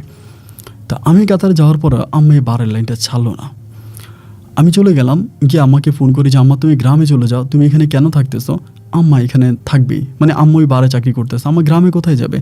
আম্মা আমাকে বলে আমি গ্রামে কোথায় যাব, কোন জায়গায় যাব? আর তুইও সবেমাত্র বিদেশে গেলি, তুই আবার গিয়ে লাখ লাখ টাকা কীভাবে ইনকাম করবি? দেখি না আমি তোর জন্য কোনো কিছু করতে পারি কিনা। আম্মু তখন বারে চাকরি করে, আমাদের কোনো কথা শোনে না। এবার আমি তখন আম্মুরে বকাবাধ্য করি যে না, তুমি এরকমটা কেন করতেছো, কী কারণে করতেছো, এইসব তো করার কোনো প্রয়োজন নাই। আমার আম্মা বলে আমি একটু নিজের পায়ে দাঁড়ানোর জন্য কিছু একটা করবো, বছর 2 করবো, বছর 2 পর আমি ছেড়ে দিব। তা আমি বলি তোমার 2 বছর করতে হবে কেন মা? তোমার 2 বছর করার প্রয়োজন নাই, তুমি এটা বন্ধ করো, তুমি চলে আসো। আমার মা আমার কোনো কথাই শোনে না, মা 1-2 বছর বারে চাকরি করবেই করবে। আমি আর মারে বাধা দিয়ে রাখতে পারি না, মানে সন্তান হিসেবে আসলে আমি যতটুকু মাকে বলি ততটুকুই, তার বেশি তো আর বলতে পারি না। অ্যান্ড মায়ের কথা একটা যে না, মা বারে চাকরি করবে, আমি মারে করতে পারবো না, ঠেকাইতে পারবো না, মা করবেই করবে। তো ঠিক আছে, মা যেহেতু এরকম করেই বলতেছে তাহলে উনি করুক, আমি আর ওনারে বাধা দিলাম না, যে যান, আপনার যেটা ভালো মনে হয় আপনি সেটাই করেন, আমার আপনার আর কোনো কিছু বলার নাই। এরকম করে 1 দিন 2 দিন 3 দিন প্রায় 6 থেকে 7 মাসের মতো করে যায় আমার আম্মা বারে চাকরি করে। এই 6-7 মাসে আমি আমাদের এলাকার, মানে আমাদের বাবার বাড়ির ময়মনসিংহের বিভিন্ন লোকদের সাথে মোবাইলের মাধ্যমে, ফেসবুকের মাধ্যমে তাদের সাথে কথাবার্তা বলি, এবং তাদের মাধ্যমে আমাদের ঘর বাড়িগুলো ভিডিও কলে দেখি, আমাদের জায়গাগুলো আছে কিন্তু ওই অনেকটাই হচ্ছে খালেক পোদ্দারে দখল করে রাখছে। যেহেতু খালেক পোদ্দার টাকা পাবে, এই জন্য উনি আমাদের জায়গাটাকে সব দখল করে রাখছে। তো একটা সময় আমি খালেক পোদ্দারের সাথে ফোনে কথা বলি, মোবাইলে কথা বলে আমি বলি যে কাকা, আপনি আমাদের জায়গাগুলো এভাবে কেন দখল করছেন? উনি আমার বলে ব্রিটিশ আমলে তোর ভাবে আমার কাছ থেকে 1.5 লাখ টাকা নিয়ে গেছে, আমার ওই 1.5 লাখ টাকা পরিশোধ করে নাই, আমি তো দখল করবেই। মধ্যে দিয়ে কিন্তু আমি একবার ঘর বানাইছি জোর করে, উনি আবার আমার ঘর ভেঙে দিছে আমি এই কাতারে আসার পরে আমি বললাম যে ঠিক আছে, আপনি যে 1.5 লাখ টাকা পাবেন, ওই 1.5 লাখ টাকা আমি আপনাকে দিয়ে দিব, আপনি আমাদের জায়গা ছেড়ে দেন, আমাদের জায়গা আপনি দখলেই ছেড়ে দেন, আমাদের জায়গাতে আমরা থাকবো। উনি আমার বলে ভালো কথা, তুই যদি জায়গা নিতে চাস তাহলে তুই নিয়ে যা, আমার তো কোনো আপত্তি নেই, আমার টাকা দিয়ে দে। তখন আমি কী করলাম, এলাকার সর্দার মাতবের সাথে কথা বললাম, সেই সময় 1.5 লাখ টাকা, উনি এখন 5 লাখ টাকা দাবি করে। সুদে আসলে ওনার 5 লাখ টাকার আরও বেশি হয়, কিন্তু 5 লাখ টাকা দিলে উনি আমাদের জায়গা ছেড়ে দেবে। পরে কথাবার্তা হইতে একটা পর্যায়ে আমি বললাম যে ঠিক আছে, আমি আপনারা 5 লাখ টাকাই দিব, আমাদের জায়গা ছেড়ে দেন। তারপর এলাকার সর্দার মাতবরের মাধ্যমে আমি 5 লাখ টাকা দেশে পাঠাইলাম, ওনারা 5 লাখ টাকা দিল এবং 5 লাখ টাকা দেওয়ার পরে উনি তখন আমাদের জায়গা থেকে সম্পূর্ণ দখল উঠিয়ে ফেললো। আম্মারে বারবার বলতেছি যে আম্মা তুমি যাও, তুমি এখানে পড়ে থাকো না, তুমি চলে যাও, আমি জায়গার দখল উঠেছি, আমাদের জায়গাগুলো দেখাশোনা করো, তুমি এভাবে বারে কেন পড়ে আসো, বারে তুমি থাকো না। যতইভাবে আমি আম্মারে বুঝাই বলি, আম্মা মাঝে মাঝে কী করে গ্রামে যায় এবং বারে যেহেতু চাকরি করে আমার মার হয়তো ড্রেস আপগুলো খুব একটা ভালো থাকতো না, তো গ্রামে গেলে গ্রামের জায়গাটাগুলো দেখে আমার মাকে গ্রামবাসী খারাপ মহিলা বলে, এটা ওইটা বলে, অনেক কথাই বলে। যাই হোক, তারপরেও মা কখনো গ্রামে যায়, বারে যায়, আবার কখনো বাড়িতে, কখনো গ্রামে, কখনো বাড়িতে, এরকম করে থাকে, কিন্তু পার্মানেন্টলি ওই বার আমার মা ছেড়ে দিচ্ছে না। এরকমভাবে প্রায় আরও একটা বছরের মতো কেটে যায়। আরেক বছর পরে একদিন হঠাৎ করে এই খালেক পোদ্দার আমারে কল দিয়ে বলতেছে যে সৈকত, আমাকে ইমোতে কল দিয়ে বলতেছে, সৈকত বাবারে আমি কালকে রাতে একটা স্বপ্নে দেখছি, স্বপ্নটা দেখার পর তো আমার মনটা ভেঙে গেছে, আমি তো অনেক কষ্ট পাইছি। আমি বললাম যে কী স্বপ্ন দেখছেন? উনি আমার বলে, দেখ তোর বাবা মারা গেছে, তোর মা বারে চাকরি করে খুব কষ্ট করে তোর বিদেশে পাঠাইছে, আমি তোর কাছ থেকে 5 লক্ষ টাকা নিয়ে গেছি, বাবারে আমার তোর এই 5 লাখ টাকার দরকার নেই, আমি খুব খারাপ স্বপ্নে দেখছি, আমি ভালো হয়ে গেছি, তুই শুধু 1.5 লাখ টাকা তোর মাকে দিছি, ওই 1.5 লাখ টাকা রেখে বাড়ির 3.5 লাখ টাকা আমি তোকে দিয়ে দিব, কীভাবে দিব তুই আমাকে বল। তো ওনার কথা শুনে আমি খুব অবাক হয়ে গেলাম যে কী রে, উনি আমাকে 3.5 লাখ টাকা ফিরিয়ে দিতেছে, উনি স্বপ্নে কী দেখছে না দেখছে, স্বপ্নের কথা শুনে উনি এখন খুব ইমোশনাল হয়ে গেছে যে আমার টাকা আমাকে ফিরিয়ে দিবে। আমি তখন বললাম যে না কাকা, টাকা দেওয়ার প্রয়োজন নাই, টাকা থাকুক না আপনার কাছে, সমস্যাকে। উনি বলে যে না বাবা, তুই 1.5 লাখ টাকা নিয়ে যা, এবং আমি এটা নিয়ে পারতেছি না, আমাদের এটা সম্ভব না। আমি বললাম যদি আপনি এটাই মনে করে থাকেন, আমি তো জানি না উনি কেন হঠাৎ করে এরকমটা হলাম, আপনি আমার বাড়িটা 4-5টা একটু ওয়াল করে দেন, আমার বাড়ি 4-5টা একটু ওয়াল করে দেন, আপনি আমাকে টাকাটা যদি আমাকে দিতে চান। এবার উনি ওই 1.5 লাখ টাকা 3.5 লাখ টাকা দিয়া আমার বাড়ির 4 পাশ ওয়ালও করছে এবং বাড়ির ভিতরে ফিলার দিয়ে একটা সুন্দর ঘর আমার বানায় দিছে এই 3.5 লাখ টাকার ভিতরে, এবং আমার কাছে মাপ চাইছে, বাবা তুই আমার মাফ করে দে, আমি তোর অনেক টাকা পয়সা খাইছি এমনি। পরে তিনি আমাকে বলতেছে, তোর মারে বল এভাবে খারাপ জায়গায় না থেকে, তোর মা নাকি বারে যায়, ড্যান্স করে, এটা করে ওইটা করে, এগুলো তো ভালো না, তোর আমারে বল গ্রামে চলে আসতে, গ্রামে এসে গ্রামের মানুষের মতো চলাফেরা করবে, গ্রামে থাকবে, তোরে আমি ঘর বানাই দিছি, তোর বাড়ি 4 পাশে আমি ওয়াল করাই দিছি, এখন তো তোর মা এই বাড়িতে থাকতে পারে, তোর মা থাকে না কেন? আমি তখন বললাম, কাকা আমি কি করতে পারি আপনি আমারে বলেন, আমার মারে তো আমি আর রাখতে পারতেছি না, আমার মায়ের কথা তো আর আমি শুনতে পারবো না, আমার মা যে এরকমটা করে আমি কী করবো। ওই সময় কিন্তু ওই খালেক পোদ্দারের সাথে আমার সম্পর্কটা একেবারে মধুর একটা সম্পর্কে পরিণত হয়েছে। খালেক পোদ্দার আমার অনেক ভালোবাসে, আমিও ওনার অনেক ভালোবাসি। এলাকার একমাত্র এই ব্যক্তিটাই তখন আমার মনের মনিকটায় স্থান করে নেয় যে তিনি অত্যন্ত ভালো মানুষ, যার জন্য আমি অনেক পছন্দ করি। এমন করে সময়টা কাটতে কাটতে একটা পর্যায়ে যেটা হলো সেটা হচ্ছে, খালেক পোদ্দার আমারে বলল যে বাবারে একটা কাজ করতে পারোস, তোর আম্মারে যেমনি পারোস ধৈরা বাইন্দা হইলেও গ্রামে আন। ওই সময় আমার কিন্তু গ্রামে আসতে চাইতো না, আম্মা ওই বারের ভিতরেই পড়ে থাকতো, বারেই থাকতো। এমন করতে করতে আমি খালেক পোদ্দারের সাথে পরামর্শ করলাম যে কাকা, আমার মায়ের কেমনি শিকলে বন্দি করা যায়, আমার আম্মারে কেমনি শিকলে বন্দি করা যায়, আমি শিকলে আমার মারে বন্দি করতে চাই। উনি আমারে বলে, যদি তোর মারে শিকলে বন্দি করতে যাস তবে একটা কাজ কর, তোর আম্মার একটা বিয়ে দিয়ে দে। উনি আমাকে বলতেছে। আমি তখন বললাম যে কাকা কী বলেন, এই বুড়ো বয়সে আমার আম্মারে কে বিয়ে করবে, আমার আম্মার কি আর এখন বিয়ের বয়স আসছে? তিনি আমাকে বলে, তোর মায়ের যদি একটা বিয়ে দিয়ে ফেলতে পারিস তাহলে কিন্তু তোর মা ভালো হয়ে যাবে, এলাকাতে অনেক ভালো ভালো লোক আছে, তুই যদি চাস আমি একটা লোক খুঁজবো। আমি বললাম যে একটা লোক খুঁজলেই কি আমার আম্মা বিয়ে বসবে? তিনি বলে, জোর করে বিয়ে দিব আমরা, প্রয়োজনে তোর মায়ের হাত পা শিকলে বাঁধা তারপরে বিয়ে দিব। আমি তখন বললাম যে কাকা এটা কী বলেন, আমার আম্মার হাত পা শিকলে বাঁধা তারপরে বিয়ে দিবেন, এটা কি আমার আম্মা রাজি হবে? উনি আমাকে বলে, রাজি না হওয়ার কি আছে, রাজি হওয়াইয়া ছাড়বো, রাজি না হওয়ার কি আছে, রাজি হওয়াইয়া ছাড়বো, তুই চিন্তা করিস না, তুই শুধু রাজি আছোস কিনা বল। আমি তখন বললাম যে হ্যাঁ আমি রাজি আছি। এবার যদি আমার আম্মা আসে, আপনারা আমার আম্মার আটকায় ফেলবেন, প্রয়োজন আমার আম্মার ঘরের ভিতরে আটকে যেমনি পারেন এমনি আমার আম্মার বিয়ে দেবেন, কিন্তু ছেলে কই, যার কাছে বিয়ে দেবেন লোক খোঁজেন, আমি রাজি আছি। কিন্তু আমার আম্মাকে যেভাবেই হোক ওই বারের রাস্তা থেকে, খারাপ রাস্তা থেকে আমার আম্মাকে ফিরে আনতে হবে, আমি আমার আম্মাকে এই খারাপ জীবনে থাকতে দিব না। আমার পরিকল্পনা হচ্ছে এটা যে ওইখান থেকে আমি আমার আম্মাকে ফিরে নিয়ে আসবো। তা খালেক পোদ্দারের সাথে কথা বলতে বলতে একটা পর্যায়ে খালেক পোদ্দার আমারে বলতেছে যে সৈকত, আসলে তোরে কি বলবো জানি না, আমি তো তোদের উপরে অনেক অবিচার করছি, অনেক অন্যায় করছি তোদের উপরে, তো যাই হোক আমি এখন তো 5 ওয়াক্ত নামাজ পড়ি, মসজিদেই বেশিরভাগ সময় কাটাই, এখন তোর কাছে যদি আমি একটা প্রস্তাব দিই তাহলে কি তুই আমার প্রস্তাবটা রাখবি বাবা? আমি বললাম যে আপনি আমার কাছে প্রস্তাব দিবেন আর আমি রাখবো না, এটা কি হয় নাকি? কিসের প্রস্তাব আপনি আমার কাছে বলেন তো আমি রাখবো। তখন তিনি আমাকে বলে, তুই যদি অনুমতি দেস তোর আম্মাকে আমি বিয়ে করতে চাই। আমি বললাম যে কাকা এটা কী কথা বলেন? উনি বলে যে হ্যাঁ, তোর আম্মার উপর আমি নাকি অবিচার করছি এবং তোর আম্মাকে বিয়ে করে আমি আমার অন্যায়ের প্রায়শ্চিত্ত করতে চাই। এখন তুই যদি রাজি থাকিস। আমি তখন বললাম যে কাকা আমার তো রাজি না থাকার কোনো কারণ নাই। আপনি যদি আমার আম্মারে বিয়ে করেন তাহলে তো ভালোই হয়। আপনি আমার পার্শ্ববর্তী বাড়ির মানুষ, আপনি আমার আম্মারে বিয়ে করবেন, আমার আম্মার সাথে থাকবেন, এটা তো ভালো কথা। তিনি আমাকে বলে তাহলে তুই শুধু ওয়াদা কর, আমি তোর আম্মার উপরে যতই বল প্রয়োগ করব তুই কোনো প্রতিবাদ করবি না এবং তুই তোর মায়ের সাথে কথাও বলার প্রয়োজন নাই। তুই তোর মায়ের সাথে কথা বলার প্রয়োজন নাই। আমি যেমনি পারি, আমি যেভাবেই পারি সেভাবেই তোর আম্মাকে ঠিক করব। তুই তোর মায়ের সাথে কোনো কথা বলবি না, শুধু তোর মা কবে আসবে ওই ডেটটা আমাকে বলে দিবি। বাকি সব কিছু আমি করবো যদি আমার উপর তোর বিশ্বাস থাকে। এতে হয়তো আমি তোর মায়ের গায়ে হাতও তুলতে পারি। আমি বললাম যেহেতু আমার মা খারাপ হয়ে গেছে, আমার মা খারাপ লাইনে চলে গেছে, আপনি আমার মায়ের গায়ে হাত তুলে হলেও আপনি আমার মাকে সঠিক পথে নিয়ে আসেন। এটা আমি হচ্ছে আপনি আমার মায়ের গায়ে হাত তুলে হলেও আমার মাকে সঠিক পথে নিয়ে আসেন। আপনার উপর আমার কোনো অভিযোগ নেই এবং আমি আপনাকে বিশ্বাস করি সর্বোপরি। উনি আমাকে বলে ঠিক আছে। এবার আমি আমাকে প্রেশার দিই, আম্মা তুমি বাড়িতে যাও, বাড়িতে গিয়ে এটা করো এরকম ধমকাধমকি করার এক পর্যায়ে আমার আম্মা বলে ঠিক আছে আমি বাড়িতে যাব। ঠিক আছে আমি বাড়িতে যাব। এই কথা বলে আমার আম্মা তখন বাড়িতে আসছে এবং বাড়িতে আসার পরে আমিও দিক দিয়ে খালেক পোদ্দারে কল দিলাম যে দেখেন এই ঘটনা, আমার আম্মা বাড়িতে আসতেছে, আপনি রেডি থাকেন। উনি তখন ওনার লোকজন নিয়ে রেডি ছিল। আমার আম্মা বিকালবেলা আসছে, রাতে ছিল, রাতের বেলায় তিনি তখন আমার আম্মাকে ওইখানে ধরছে। ধরে আমারে ফোন দিয়েছে, বলে তোর আম্মারে ধরছে তাহলে কি জোর করে বিয়ে করবে? আমি বলে হ্যাঁ আপনি বিয়ের কাজ শেষ করেন, বিয়ে করে আগে আমার আম্মারে আটকান, আমার আম্মাকে এই খারাপ জগৎ থেকে আপনি বের করে নিয়ে আসেন। উনি তখন আমার আম্মার ওইখানে আটকাইয়া দুজন হুজুরের মোকাবেলায় জোর করে আমার আম্মাকে বিয়ে করলো। মানে এটা আমাকে ভিডিও করলে আমাকে দেখাইলো ভিডিও দিয়া। আমার আম্মা কবুল বলতে চায় না, উনি আমার আম্মার গায়ে থাপ্পড় পর্যন্ত দিছে আমার সামনে। যদি আমার খুব খারাপ লাগছে, কিন্তু আসলে তো মাকে ভালো করা ছাড়া এছাড়া আমার কাছে অন্য কোনো পথ খোলা নাই। তা থাপ্পড় দিয়ে হলেও তিনি আমার আম্মাকে রাজি করেছে, আমার আম্মার মুখ থেকে কবুল বের করছে এবং কবুল বের করার পরে তিনি আমার আম্মাকে বিয়ে করছে। এবং তিনি বলে, খালেক পোদ্দারে বলে যে এই যে তোর সাথে আমার যা কিছু হয়েছে বা তোমার সাথে যা কিছু হয়েছে সব কিছুতে তোমার ছেলে রাজি আছে, তোমার ছেলে আমাকে অনুমতি দিছে এসব করার জন্য। আমার মাকে তখন খালেক পোদ্দার, আমার মা তখন আমাকে জিজ্ঞেস করলো ওই রাতেই যে আমার সাথে যেগুলো হচ্ছে এগুলো নাকি তুই করাইতেছস? আমি বললাম হ্যাঁ, খালেক পোদ্দার যা করতেছে সব আমার ইচ্ছায় করতেছে, আমিও নাকি বলছি এসব করার জন্য।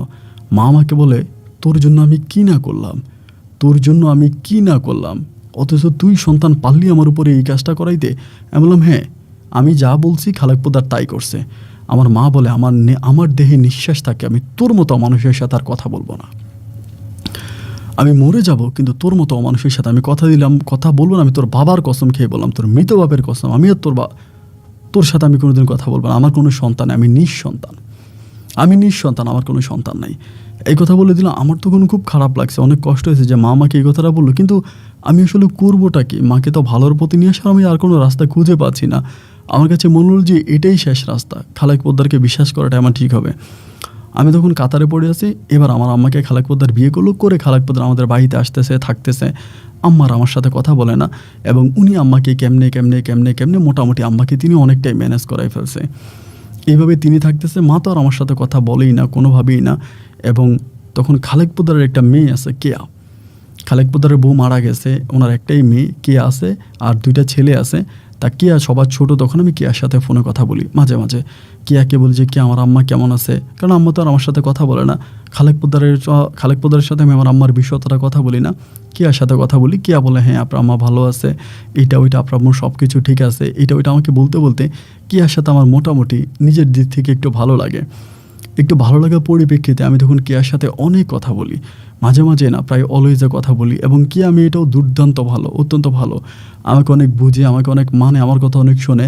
আমার সাথে কেয়ার সম্পর্কটা মোটামুটি অনেকটাই মধুর হয়ে যায়। তো আমার আব্বা তো আমার খালেক পোদ্দার আমার আম্মাকে বিয়ে করে এবং বিয়ে করে আমার আম্মার সাথে কোনো কথা তো আমি আর হচ্ছে না। এভাবে অনেকগুলো মাস কেটে যায়। অনেকগুলো মাস কেটে যাওয়ার পরে একদিন রাতের বেলায় গভীর রাতে কে আমাকে বলতেছে যে সৈকত ভাই, আমার সাথে কিন্তু ওই সময় কেয়ার খুব ভালো সম্পর্ক, আমি জানি না এটা প্রেম ভালোবাসা বলবো কি না, কিন্তু খুব ভালো একটা সম্পর্ক। আমাকে বলে আপনি আমার আব্বা খালেক পোদ্দারকে এতটা বিশ্বাস কেন করলেন, এরকম করে আমাকে বলে। আমি তখন বললাম তোমার আব্বাকে বিশ্বাস করবো না তো কাকে বিশ্বাস করবো? তোমার আব্বা তো ভালোই, তোমার আব্বা খারাপ কি? তোমার আব্বা তো অত্যন্ত ভালো মানুষ। পরে আমাকে বলে আমার আব্বাকে আপনি যতটা ভালো মনে করেন, আমার আব্বা কিন্তু আদতেও ততটা ভালো মানুষ না।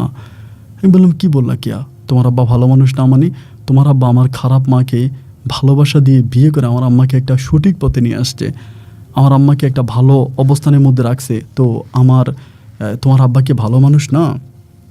কিয়া তখন আমাকে বলে, আচ্ছা আপনাকে একটা কথা জিজ্ঞেস করি, আপনি কি জানেন যে আপনার মা এখন কেমন আছে, কিভাবে আছে? আমি বললাম যে হ্যাঁ, আমার মা তো ভালোই আছে। কেন, আমার মায়ের কী সমস্যা? মা তো আর আমার সাথে কথা বলে না। বলবে কেমন করে? যে সন্তান তার মায়ের উপরে এমন বর্বর নির্যাতন করতে পারে, যে সন্তান তার মায়ের উপরে ঘুন্ডা লাগাই দিতে পারে, সেই মা কী করে তার সন্তানের সাথে কথা বলবে? আপনার মা তো আপনার সাথে কথা বলার প্রশ্নই আসে না, আপনি তো মানুষ না, একটা অমানুষ। আমি তখন বললাম যে এগুলো তুমি কি বলতেছো? কিয়া এগুলো কী ধরনের কথাবার্তা বলো? আমি অমানুষ মানি?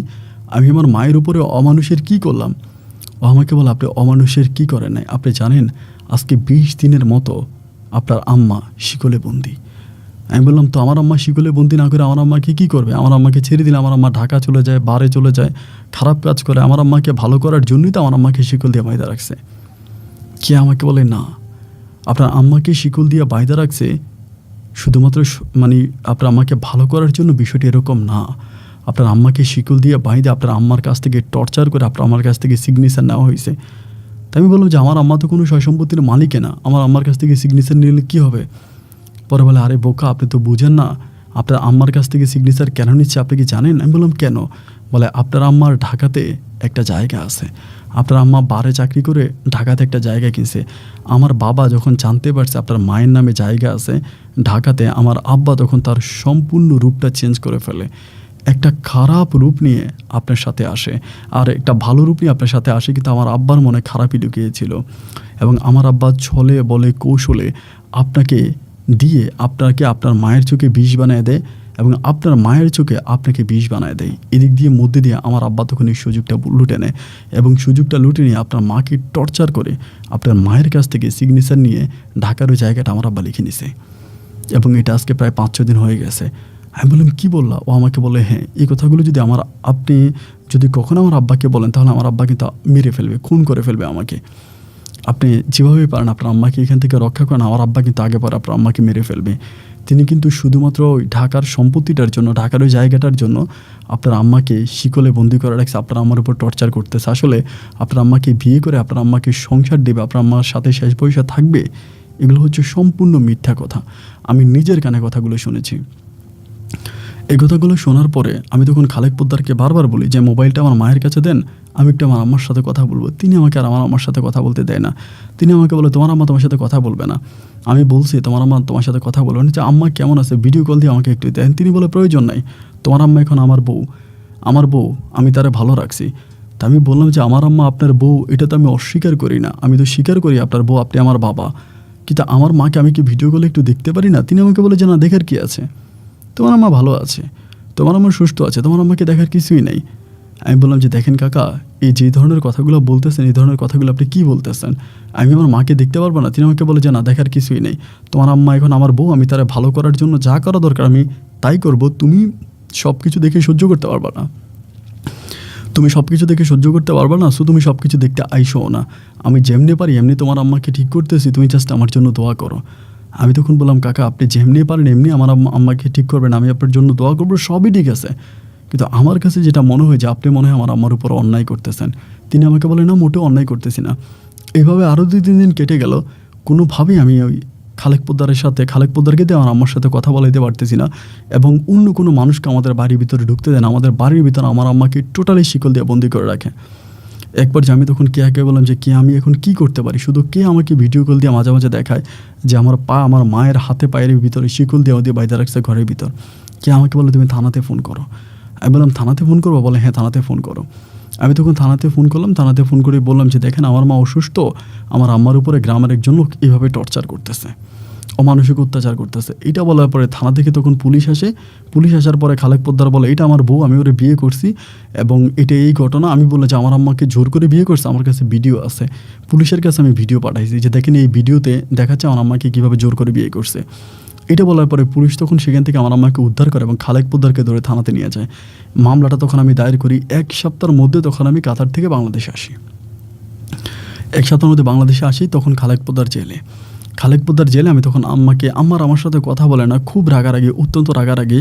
তখন কে আমার আম্মাকে বুঝায় যে খালা এরকম কইরেন না, এরকম করেন, আমার আম্মাকে বুঝায়। কিন্তু আমার আম্মা আমার কোনো কথাই শুনতে পাচ্ছে না, আমার কোনো কথাই শোনে না। এরকম করে আমার মনটা তখন অত্যাধিক খারাপ হয়ে গেল, এত বেশি খারাপ হলো বলার মতো না। এবং খালেক পোদ্দারের এইসব কারণে তার ছেলেরাও কিন্তু তাকে দেখতে পারে না। তার যে 2টা ছেলে আছে তারাও ওই বাবাকে দেখতে পারে না, যে সবাই বলে যে ওর বাবা নিকৃষ্ট খারাপ, ওই সন্তানরাও তারা ওই বাবাকে দেখতে পারে না, বাবার কথা শুনতে পারে না। এবং তখন আমার নিজেরও মনটা অনেক খারাপ থাকে। আমি 3 মাসের ছুটিতে আসি দেশে, এবং 3 মাসের ছুটিতে আসার পরে একটা পর্যায়ে আমার মনটা তখন অত্যাধিক খারাপ, আমি আর বিদেশে ফিরে যাবো না এরকম একটা পরিকল্পনা করে ফেলি। মোটামুটি টাকা পয়সা যা আছে ওই টাকা পয়সাগুলো দেশে আমি কিছু একটা করব।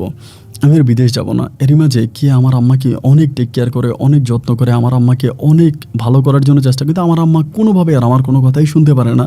আমার আম্মা আমার কোনো কথাই শুনবে না, আমার দিকে ফিরেও তাকাবে না, এবং আমি তার সন্তান না, সে ডিরেক্টলি সবার কাছে বলে যে আমি তার সন্তান না। এবং খালেক পোদ্দারে যে আমাদের জমিটা নিয়েছে, ওই জমিটা ঢাকারই কোনো এক প্রভাবশালী লোকের কাছে তিনি আবার বিক্রি করে দিয়েছে, যার কারণে ওই জমিটার আমি দখলে যেতে পারি না। আমার আম্মার কথাই একটা, যে আমি খালেক পোদ্দারের সাথে যুক্তি পরামর্শ করে জমিটা আমি বিক্রি করাইছি। তা এরকম মানসিকভাবে তখন খুব প্রেশারে পড়ে গেলাম, খুব কষ্টে পড়ে গেলাম। একটা দিন তখন ভাল লাগতেছে না, কুয়াকাটাতে ঘুরতে যাব, কুয়াকাটাতে চলে যাব, কয়েকটা দিন কুয়াকাটাতে থাকলে মনটা একটু ভালো হবে। তা কুয়াকাটাতে যাওয়ার সময় কিয়া তখন আমাকে বলতেছে আমার একটু নিয়ে যান না, আমি কখনো কুয়াকাটা যাই নাই। আমি তখন বললাম তো তোমার বাবা তো জেলে, তোমার আম্মা তো মারাই গেছেন, তোমার ভাইরে তোমাকে বাধা দিবে না বলে আমি খালাম্মার বাসার কথা বলবো, আমার একটা খালাতো বোন আছে, ওরে ম্যানেজ করে ওরে নিয়ে যাবো। ঠিক আছে চলো। আমার আম্মা তো ওই ঘরের মধ্যে আছে, আমার আম্মা দেখার জন্য একটা কাজের লোক রাখছি, ওইটা আমার আম্মা দেখাশোনা করে। আমি তখন কী করলাম, এই কেয়া তখন তার খালাতো বোনকে নিয়ে আমার সাথে কুয়াকাটায় চলে গেল। আমরা কুয়াকাটা ঘুরতে গেলাম, এবং সেখানে ইচ্ছাই হোক বা অনিচ্ছাই হোক আমি জানি না, কিয়ার সাথে আমার এক ধরনের একটা সম্পর্ক হয়ে যায়, যেটা শারীরিক সম্পর্কে বলা চলে। 2 দিন থাকি, 2 দিন আমরা একসাথে থাকার পরে কেয়া তখন আমাকে হুট করে বলতেছে যে আমার আপনাকে ভালো লাগে, আমি আপনাকে বিয়ে করতে চাই। যেহেতু আমাদের মাঝে এই সম্পর্কটা হয়ে গেছে, আমি চিন্তা করলাম যে কিয়া তো আমার মাকে অনেক মানে, আমার মা কিয়াকে অনেক পছন্দ করে, এবং কিয়া ব্যক্তিগতভাবে মেয়েটা অনেক ভালো, ওর বাবার ওই প্রতারণার হাত থেকে আমার মাকে বাঁচাইছে বা এত কিছু করছে, ওইসব চিন্তা করে আমি তখন ওই কুয়াকাটাই তার খালাতো বোনকে সাক্ষী করে আমার পক্ষে 2 জন লোক রেখে আমি তখন ওই কুয়াকাটাই এই কিয়ার সাথে কোর্ট ম্যারেজ করে ফেলি, মানে কিয়াকে বিয়ে করি। বিয়ে করার পরে আমি তখন কিয়াকে নিয়ে বাড়িতে আসি, কিয়ার সাথে থাকতেছি। এবার আমার আম্মা বলতেছে যে আমি কিয়াকে বিয়ে করার জন্য কিয়ার বাপের কথা মতো আমার মায়ের উপরে টর্চার করছি, এগুলো আমার আম্মা বলতেছে। তারপর আমি কিয়াকে নিয়ে পড়ে আছি, গ্রামের সবাইকে বলছি আমি কিয়াকে বিয়ে করছি, বিষয়টা ওভাবে কেউ নেয় নাই। তার কিছুদিন পরে খালেক পোদ্দার তখন জেল থেকে বের হয়। খালেক পোদ্দার জেল থেকে বের হয়ে খালেক পোদ্দার এই গ্রামের ভিতরে জিনিসটা রটায় দেয় যে আমার মাকে যেহেতু খালেক পোদ্দার বিয়ে করছে, আমার মায়ের সাথে খালেক পোদ্দার রাত কাটাইছে, তাহলে হিসাব মতো খালেক পোদ্দার আমার বাবা, এবং কিয়া আমার বোন, আমার সৎ বোন। আমি কী করে আমার সৎ বোনকে বিয়ে করলাম, আমি আমার সৎ বোনকে বিয়ে করে ফেলেছি, এইটা বলে খালেক পোদ্দার, এবং খালেক পোদ্দার যে আমার আম্মার কাছ থেকে সম্পদ লিখে লয়ে গেছে, আমার উপর টর্চার করছে, এগুলো সব উনি অস্বীকার করছে। তিনি জেল থেকে এসে বলতেছে আমাকে জেলে ঢুকাইছে সৈকত একমাত্র আমার মেয়ে কিয়াকে বিয়ে করার জন্য, কিয়াকেই বিয়ে করার জন্য টেকনিক্যালি কৌশলে আমাকে জেলে ঢুকিয়ে দিছে, আমাকে জেলে ঢুকে দেখা আমার মেয়েটাকে বিয়ে করছে। এখন আমি জেল থেকে বেরিয়ে আপনাদেরকে জানাচ্ছি যে কীভাবে আমার মেয়েকে সে বিয়ে করে, কারণ এটা তো তার সৎ বোন কী করে তার বিয়েটা করতে পারে। আমার মা তো তখন আর কোনো কিছুই বলে না, মা তখন মানসিক প্রতিবন্ধী, মা কিচ্ছু বলে না, হা না মায়ের কোনো কথা নেই। এইবার গ্রামের মানুষ আমার নামে দরবার ডাকলো রাতের বেলায়, যেই বেয়াদব তুমি কিভাবে তোমার সৎ বোনকে বিয়ে করলা, তোমার বাবাকে যদি তোমার মাকে যদি খালেক পোদ্দার বিয়ে করে, তাহলে খালেক পোদ্দারের মেয়ে তো তোমার সৎ বোন, তুমি কীভাবে তোমার সৎ বোনকে বিয়ে করলা। আস্তাগফিরুল্লাহ নাউজুবিল্লাহ বলে গ্রামের সবাই তখন মাথায় হাত দিয়ে ফেলছে, এবং বলতেছে যে জুতা পিটা করে ওরে গ্রাম থেকে বের করো। ঠিক যেমনটা তারা চেয়েছিল তেমনটাই তারা করলো, জুতা পিটা করে আমাকে গ্রাম থেকে বের করে দিল। এবং খালেক পোদ্দার প্রচুর পরিমাণের কিয়াকে মারলো, অনেক মারলো। মারার পর আমি তখন ঢাকাতে চলে গেলাম। আমার মাও কিন্তু তখন গ্রামে, মায়ের মতো করে পড়ে আছে, মা মানসিকভাবে একটু অসুস্থ হয়ে গেছে আর কি, মানসিকভাবে একটু রোগীর মতো হয়ে গেছে। আমি ঢাকায় গিয়ে কিয়ার সাথে আলোচনা করলাম ফোনের মাধ্যমে, বললাম যে তুমি চলে আসো, তবে তুমি আসার সময় আমার মাকে নিয়ে আসবা। এবার কিয়া কী করলো, এক রাতে কেমনি যে আমার মাকে ও ম্যানেজ করছে এটা ওই ভালো জানে, আমার আম্মারে কেমনে পড়াইটার আমার আম্মাকে ম্যানেজ করে এক রাতে ও তখন আমার আম্মাকে নিয়ে গ্রাম থেকে পালিয়ে ঢাকাতে চলে আসছে। ঢাকাতে আসার পর আমার কাছে কিছু টাকা পয়সা ছিল, ওইগুলো দিয়ে আমি তখন ঢাকায় একটা ফ্ল্যাট ভাড়া করি, এবং ভাড়া করে আমার আম্মাকে আর কিয়াকে একসাথে রাখি। মুহূর্তের মধ্যে আমি জানতে পারি আমার গ্রামে যে জায়গা সম্পত্তিগুলো ছিল, প্রায় সমস্ত জায়গায় সম্পত্তিগুলো খালেক পোদ্দারে দখল করে নেয়, এবং তার মেয়ে কিয়াকে তিনি গ্রামের সবার সামনে তেজ্য ঘোষণা করে যে আমার এই মেয়েটা তেজ্য মেয়ে, এটা বলে তিনি গ্রামের সবার কাছে তেজ্য ঘোষণা করে। ঘোষণা করে এবং আমি তখন তখন আরও বাবার সাথে সম্পর্ক রাখেন, আমার গ্রামের যত জায়গা সবই খালেক পোদ্দার আবারও দখল করে নেয় এবং গ্রামের সবাই বলে দেয় এবং গ্রামের ভিতরে আইন করা হয় আমি যাতে কখনো এই গ্রামে ঢুকতে না পারি, তার কারণ আমি আমার সৎ বোনকে বিয়ে করছি। এক পর্যায়ে দেশে পড়ে আছি, অনেক মাস পরে দেখলাম যে আর ঠিকমতো চলতে পারতেছি না। যে পরিমাণে টাকা ছিল প্রায় সব টাকাই শেষ, আর ওরকম টাকা পয়সা হাতে নেই, খুব অভাবে পড়ে গেছি। একটা পর্যায়ে তখন আমি সিদ্ধান্ত নিলাম যে আমাকে দেশ ত্যাগ করতে হবে, আমি আর দেশে থাকতে পারবো না। আমি তখন মালয়েশিয়ার একটা ভিসা নিই এবং কিছু টাকা দিয়ে আমি তখন মালয়েশিয়াতে চলে যাই। 2018-তে আমি মালয়েশিয়াতে আসি। 2019 সালে আমি আবার মালয়েশিয়া থেকে আবার দেশে যাই, কারণ আমার বউ কেয়া বাচ্চা কনসার্ভ করে, আমার একটা মেয়ে সন্তান হয়। আমি তখন 19-এ আবার পুনরায় মালয়েশিয়াতে চলে আসি। আইসা এদিক দিয়ে করোনা থাকে, করোনার জন্য যেতে পারি না। 2022 সালে আমি পুনরায় আবারও দেশে যাই, আমার মেয়েটা তখন বড় হয় এবং পুনরায় আবারও কেয়া বাচ্চা কনসেপ্ট করে আমার একটা ছেলে হয়। এখন একটা ছেলে একটা মেয়ে, কেয়াকে নিয়ে আমি খুব সুখী আছি এবং আমার মাও আমাদের সাথে আছে। মা একটু মানসিক রুগী আর কি, একটু অসুস্থ, বাট মাও এখন ভালো আছে। তো সর্বোপরি কথা হচ্ছে, আমি যাদের সাথে কথা বলি বা যাদের সাথে আলোচনা করি সবাই আমাকে দূর দূর করে তাড়িয়ে দেয়। আমাকে বলে আমি আমার সৎ বোনকে বিয়ে করছি, আমার সৎ বোনের পেটে আমি বাচ্চা দিচ্ছি, আমি একটা নিকৃষ্ট মানুষ, খারাপ মানুষ, আমাকে কেউ ভালোভাবে দেখে না। আপন ভাই, আমি তো আপনাকে সবগুলো কথা বললাম, আপনার কাছে কি সত্যিকারে মনে হয় যে আমি যে কেয়াকে বিয়ে করছি এটা না জায়েজ, কেয়াকে বিয়ে করা আমার ঠিক হয় নাই? আপনি একটু বলেন তো। আমি কোনো হুজুরের সাথে আলোচনা করলে কোনো হুজুর আমাকে বলে যে কেয়াকে বিয়ে করা আমার জায়েজ আছে, আবার অনেক হুজুর বলে যে না, যেহেতু আমার মাকে কেয়ার বাবা বিয়ে করছে তাহলে কি আমার জন্য না জায়েজ, যেহেতু আমার বোন হয়ে গেছে। তো আমি আসলে জানি না কোনটা জায়েজ আর কোনটা না জায়েজ, বাট সংসার জীবনে আমি এখন অনেক ভালো আছি, আমার বউ, আমার ছেলে, আমার মেয়ে, আমার মাকে নিয়ে। এবং আপনার কাছে দুঃখগুলো বললাম এই কারণে, আমি আমার গ্রামে ঢুকতে পারি না। যে গ্রামে আমার বাবা শুয়ে আছে, আমার দাদা শুয়ে আছে, দাদি শুয়ে আছে, ওই গ্রামে আমি যেতে পারি না। গ্রামের মানুষ আমাকে গ্রামে ঢুকতে দেন। আমাদের গ্রামের সমস্ত কিছু এই খালেক পোদ্দা দখল করে নিয়েছে, এখনও তার দখলেই সব কিছু আছে। আপন ভাই, আমার দুঃখের কথাগুলো আপনাকে বললাম, জানি না মন হালকা করলাম নাকি একটা সমাধা চাইলাম। আপনার কাছে যেভাবেই মনে হয় আপনি সেভাবে আমার কথাগুলো গ্রহণ করবেন। ভালো থাকবেন। আসসালামু আলাইকুম।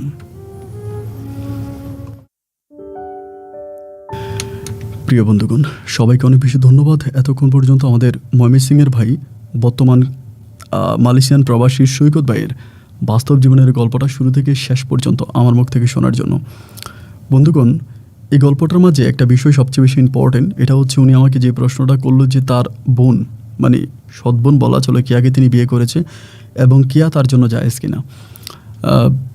আমাদের ধর্মে যেটা আছে, আমি যতটুকু মনে করি আর কি, চাস্তো বোনকে বিয়ে করা যায়, ফুফাতো বোনকে বিয়ে করা যায়, খালাতো বোনকে বিয়ে করা যায়। এগুলো যদি জায়েজ থাকে তাহলে কেয়াকে বিয়ে করা আমার মতে সৈকতের জায়েজ। কেন জায়েজ? কেয়ার বাবা মাও কিন্তু আলাদা, সৈকতের বাবা মাও কিন্তু আলাদা। ভুল করে হয়তো সম্পদের লোভে পড়ে কেয়ার বাবা সৈকতের মাকে বিয়ে করে ফেলে, এটা তাও একটা লোভের বশবর্তী, এটাকে বিয়ে বলে না, তিনি জোরপূর্বক মহিলাটাকে বিয়ে করে। তো সেই হিসাবে আমার কাছে মনে হয় যে ইসলাম তো খুব সহজ ধর্ম, ইসলাম কিন্তু কঠিন ধর্ম না। ইসলামকে আমরা কঠিন বানিয়ে ফেলছি, কিন্তু ইসলাম ধর্মটা শান্তির ধর্ম, সহজ ধর্ম।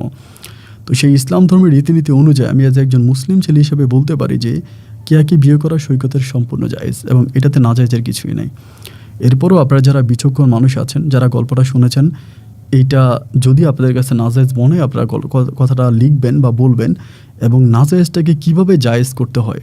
অনেক ফতুয়া তো আছে, অনেক হুজুরা আমার গল্পগুলো শোনেন, আপনাদের তরফ থেকে একটা ফতুয়া অন্তত ওর জন্য লিখবেন, যেটাতে যদিও নাজায়েজ হয়ে থাকে কীভাবে জায়েজ হয় এটা আপনারা লিখবেন এবং সে চেষ্টা করবে তার বউকে জায়েজ করে নেওয়ার জন্য। বন্ধুরা সবাই ভালো থাকবেন, সুস্থ থাকবেন, আপনাদের সুস্থ থাকার প্রত্যাশা। আমি আপনার আজকের মধ্যে এখানেই বিদায় নিচ্ছি। দেখা হবে অন্য দিন অন্য কারো বাস্তব জীবনের গল্প নিয়ে। আল্লাহ হাফেজ এন্ড আসসালামু আলাইকুম।